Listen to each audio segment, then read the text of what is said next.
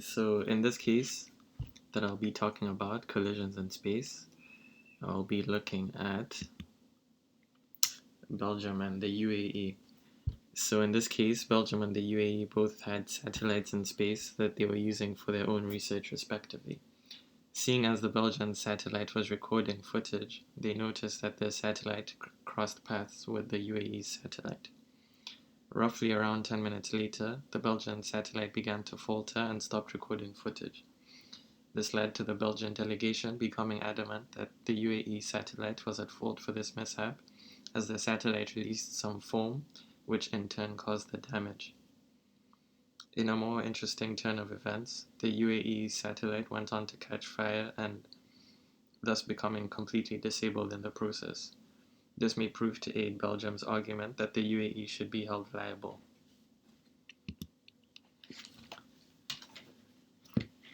Now, Belgium feel as though they are right to accuse the UAE for damaging their satellite, as it was the only satellite that came across theirs. The Convention of International Liability for Damages Caused by Space Objects states that space object states will be crucial to this argument, as it provides all the regulations as to which state a state will be held accountable. I'll also proceed to clarify whether Belgium can prove its case, as well as finding out whether the liability regime for in-space collisions can be feasible for victims.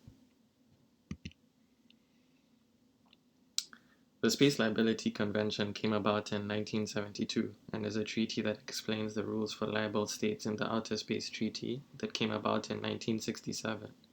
This convention conveys that states bear international responsibility for all space objects that are launched within their territory. So regardless of who launched the object, if it was launched from the UAE's territory, from their facility, or they caused the launch to happen, then the UAE should be fully liable to damages that do result from their space object.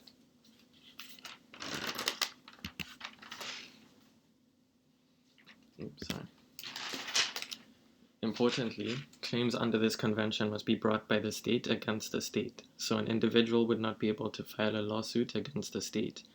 However, if the individual was injured by a space object and seeks compensation, they would have to bring their country on board in order to make the claim against the other launching state that caused the damage.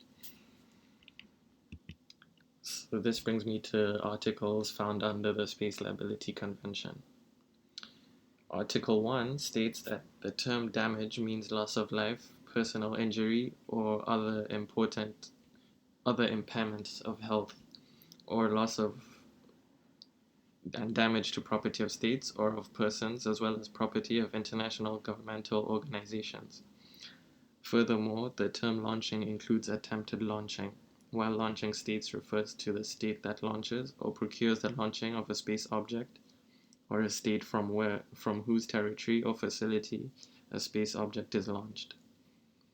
Lastly, the term space object includes component parts of a space object, as well as its launch vehicle and parts. Article 2 proceeds to talk about the fact that a launching state shall be liable to compensation for damage caused by its space object on the surface of the Earth or to aircrafts in flight. And Article 3, which is arguably the most important to this case, states that in the event of damage being caused elsewhere than on the surface of the Earth, to a space object of one launching state to another space object of another launching state, the latter shall be liable only if the damage is due to its fault or the fault of persons for whom it is responsible.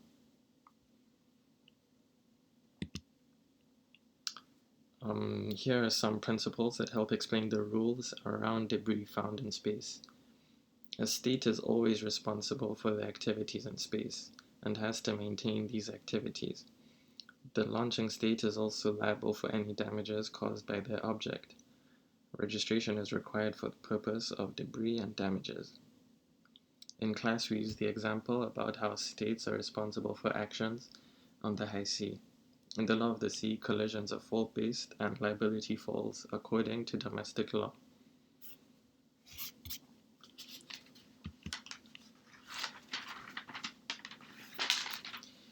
And now, the Convention on Registration of Objects Launched into Outer Space.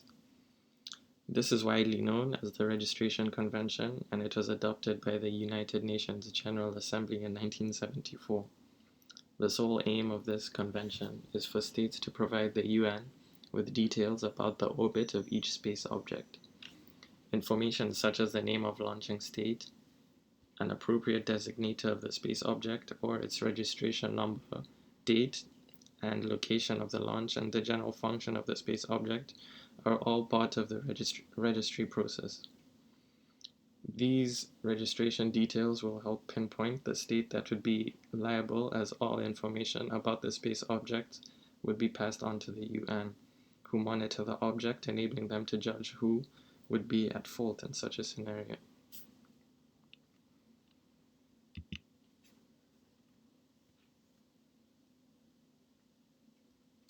So, the connection between liability convention and registration convention. If damages occur on Earth, it is strict liability. This differs to when they occur in space, as it's based on proving fault. Since a space object includes all the components of an object launched into space, the liability won't be increased or diminished depending on the component.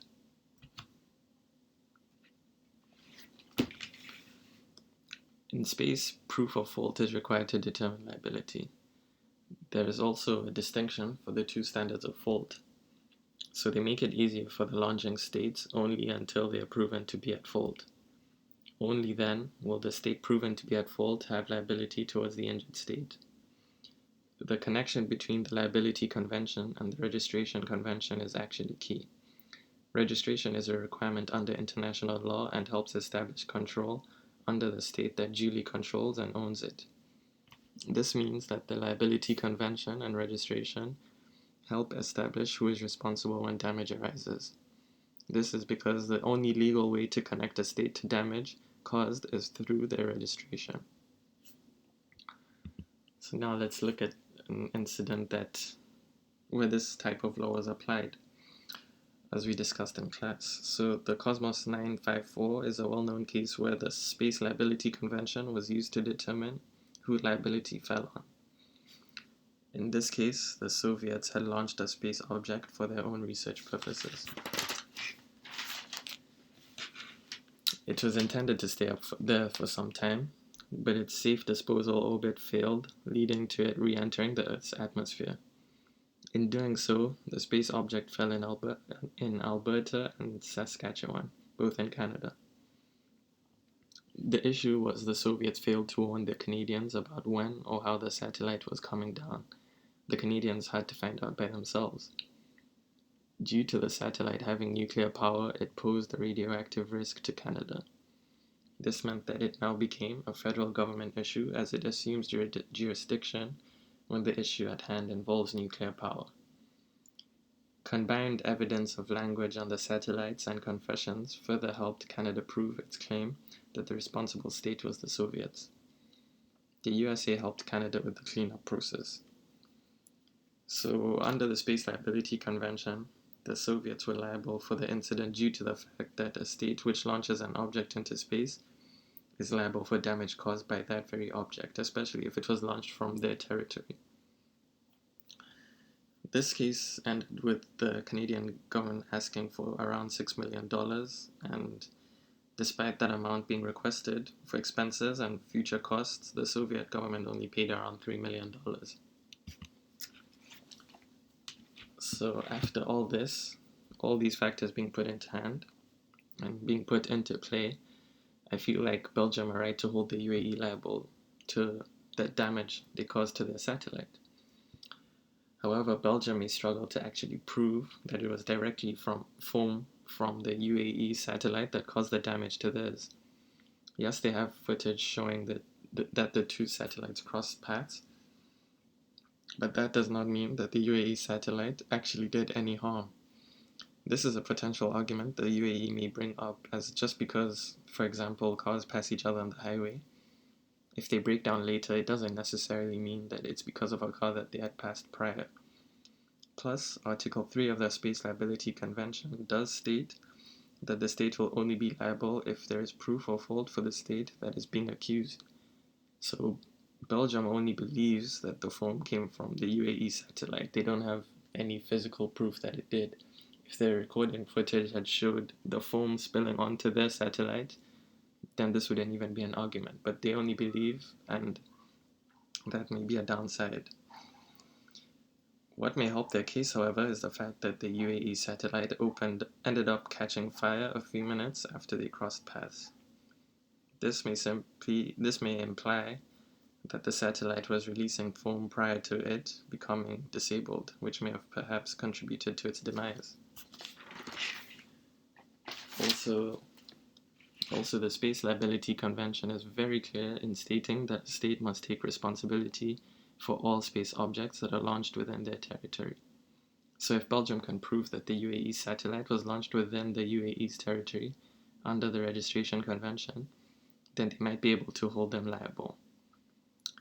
This also conveys that the liability regime for space collisions may still be tricky to navigate, seeing as there are no territories in space. However, the Space Liability Convention and Registration Convention were introduced to make it more feasible for victims. Thank you very much.